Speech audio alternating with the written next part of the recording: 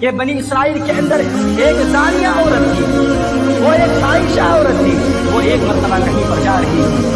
انہوں نے دیکھا کہ کنویں کے سامنے ایک کتا پیاس سے نکال ہے، زمین پر لوٹ پوٹ ہو رہا ہے۔ چنانچہ وہ عورت دیکھتی ہے، وہ فاحشہ عورت، وہ زانیہ عورت کتے کو دیکھنے کے بعد اسے طرف آ جاتی ہے، طرف کھانے کے بعد اب استعمال کر کے اس کنویں سے وہ پانی نکالتی ہے اور اس کتے کو پانی پلاتی ہے۔ اللہ رب العالمین کا یہ ادا اتنا پسند آتا ہے کہ اللہ رب العالمین اس کے سابقہ تمام گناہ کو معاف کر کے اللہ رب العالمین کیا وجہ ہے،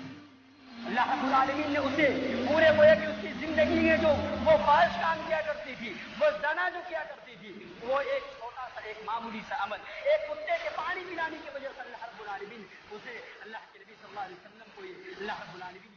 وہ